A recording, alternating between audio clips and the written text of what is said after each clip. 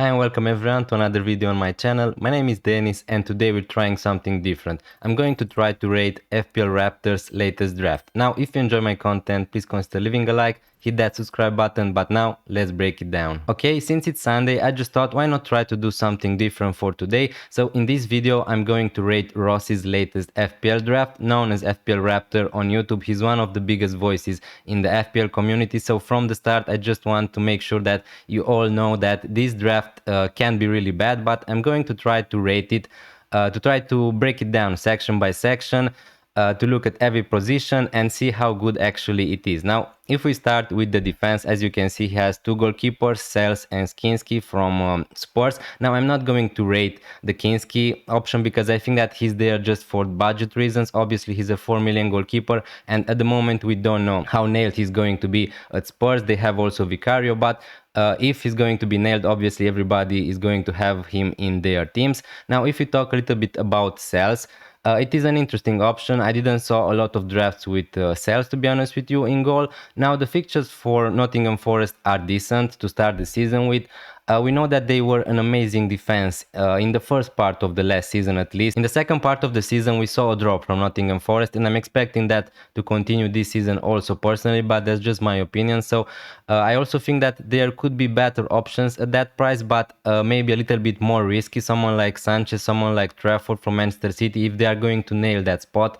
But at the moment, we saw a huge mistake from Sanchez last night, so we don't even know if it's going to be the first option for Chelsea. Now, personally, I wouldn't go for Sales, but that's mostly because I like to start my season with a 4.5 million goalkeeper. So for these reasons, and for the reason that I'm expecting Nottingham Forest to have a drop this season, I'm going to give a 7 to this option, a solid 7 obviously. Now if we move to the defensive line, here we have Wan-Bissaka, a perfectly good pick. I'm just going to go straight and give it an 8, a solid 8. Now I would prefer to have someone like the Kuiper here for the attacking threat, but again, Aaron Wan-Bissaka is going to play against Sunderland in game week 1, which is great. He's going to be a really popular option for this game week in particular.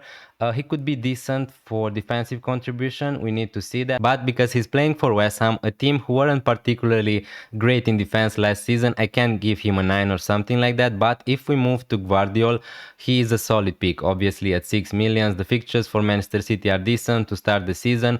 We know that he's going to play mostly as a center back probably this season with the addition of Enury, and he's going to be great for bonus. He's going to be good for defensive contribution. So I think that it is a solid pick.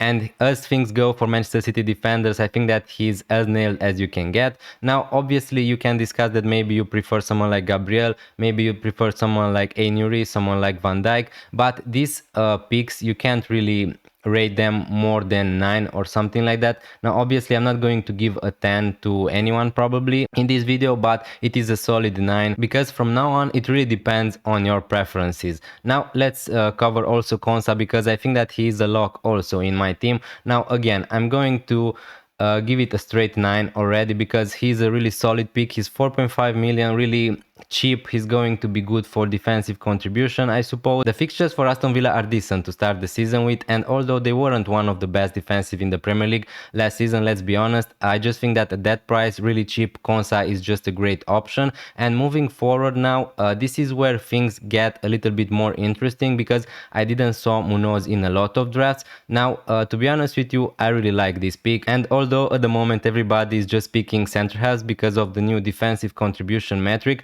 I really understand that, I get that, but I really like a really attacking fullback, and for a reason I know that Ross really likes Munoz too, so I'm gonna give it to him. I'm going to give him an 8 for this pick because the fixtures are not amazing in the first 3 game weeks, at least Chelsea, Nottingham Forest, Aston Villa for defensive clean sheets obviously, but why we picking Munoz is because of the attacking threat. Obviously he just scored in the last game week for Crystal Palace. I think that he's going to be some kind of a differential at the start of the season because I think that not a lot of people are going to have him, but overall I think that he's going to be a decent option, and let's see how he's going to get with the new defensive contribution metric. Now if we move to the last defender, Guehi from Crystal Palace, here I'm going to give my opinion. I'm not sure if I would double up on Crystal Palace defense, although they were a decent team last season. They weren't a great defense, but the problem I have with Guehi at the moment is his uncertainty, because at the moment it's looking like there are some rumors he's going to go to Liverpool, so it is a little bit uncertain for me to try to pick him in my FPL team, not knowing where he's going to end up. But as I said before, the fixtures are not amazing for Crystal Palace. If he's going to stay, he's going to be decent. If he's going to go for Liverpool, there are two options. Either he's going to be a starter at 4.5 million and everybody's going to have him, or Konate is going to stay with Liverpool and they are going to share that center half place alongside Virgil van Dijk. So I think that it is a risky pick at the moment, depending on when he's going to end up. So that's why I'm going to give him a 7. Now, these were my ratings for all the defenders. So let's do a quick exercise. In total, we're going to have 48. Yeah, I'm that good. And if we divide that by 6, it's going to be 8. Now, obviously, it is really good overall. Let's move to the midfielders. Okay, now let's move to the midfield. Here we have, as you can see, Kudus, Salah, Wirtz, Palmer, Ndiaye, so a line of 5 midfielders. Now, I need to mention that I just saw a tweet from FPL Raptor, Ross, where he's hinting that he's tempted to not have Mohamed Salah in his draft, but I'm just going to rate it as it is right here. So we're going to start with the Liverpool boys. I'm going to give Mohamed Salah a 9.5. Now, obviously, that's because I'm not going to give a 10th to anyone, because I think that it is a preference thing. So if you prefer someone like Haaland instead of Salah, that's perfectly fine. But again, not too much to talk about this pick, because I think that Salah is going to be in the majority of the drafts. For game week 1, the fixtures are not amazing for Liverpool in the first 3 game weeks. Bournemouth at home is okay, but after that, Newcastle and Arsenal is not amazing. But he's on penalties, he's the top scorer player from last season, and he's a great captaincy option also for game week 1. So I'm going to give him a 9.5, as much as you can get in this video, hopefully. Now, if we talk a little bit about Wirtz, I really like that pick because it is a little bit different. I think now a lot of people maybe are going to own him, hoping that he's going to do massively good. Now, for me at the moment, although I have him also in my team, I think that it is a risky pick because, as I said before above, about the fixtures are not amazing. We don't know how fast Wirtz is going to adapt to Premier League life. We don't know even if he's going to play 90 minutes every game week. We don't know how attacking he's going to be, but we know that he is really creative. So for that reason, I'm going to give him a 7 because of the uncertainty. And although I would love to give him a bigger rate because I really like him, I think that he's going to do really great in Liverpool this season, I need to be a little bit more objective and try to see him as just an FPL asset. But I like his price. I think that he has the potential to be a bargain. At the moment, it's a 7. Let's see how he's going to do in the future. Now, if we talk a little bit about Palmer, I'm going to give him an 8. And that's because last season he was unconvincing. Now, again, we all know what Palmer can do. I think that he could be a really nice option at that price. He's a little bit expensive this season, but for good reasons. Obviously, he's on penalties, on all the set pieces, everybody knows. I'm just going to give him an 8 because at the moment I think that it is a decision to try to make, to go with Palmer or without. So I don't think that it's 100% sure you need to go with Palmer. You can go for someone like Saka, you can go for Wirtz, you can go for both of them. So an 8, I think that it is a solid rate for him. With Ndiaye, I'm going to give him a 7, and that's not because I think he's a bad pick. I think that he's a good pick at that price, 6.5 millions, but he's an Everton player, so his underlying statistics are not amazing from open play, but he's on penalties, so that's a big plus. The fixtures are decent from Everton to start the season. As you can see, he's going to play against Leeds in game week 1. He's going to be a really popular option for game week 1. I have him also in my team, but again, I'm going to give him a solid 7 just because he's playing for Everton. He's not that attacking, to try for us to not make too big expectations from him. His last midfielder is Kudus, the new addition from Tottenham. I think that he's a great option for game week 1 in particular because he's going to play against Burnley at home, so probably he has the best fixture you can get for game week 1. Right now, again, the fixtures after that are Man City, Bournemouth, West Ham, Brighton, are decent, a little bit mixed. Now, what I don't really like about Kudus is at the moment the risk of rotation. We don't know if he's going to play 90 minutes every game, probably not. They have also other players who can play there in that position, but I think that he has the potential to be a really bargain at that price, 6.5 million. So I'm going to give him a 7 for those reasons mentioned above, because he's playing for Spurs, although I think that they're going to be better this season under Thomas Frank. I think that it is a little bit of a risky pick, but I totally understand it. Alright, now let's see the final rating of the midfield. So in total is going to be 38. 0.5. Sorry for the ugly writing. If we divide that by 5 midfielder, it's going to be a final result of 7.7, which I think that it's decent enough. Please let me know down in the comments down below what's your opinion on this.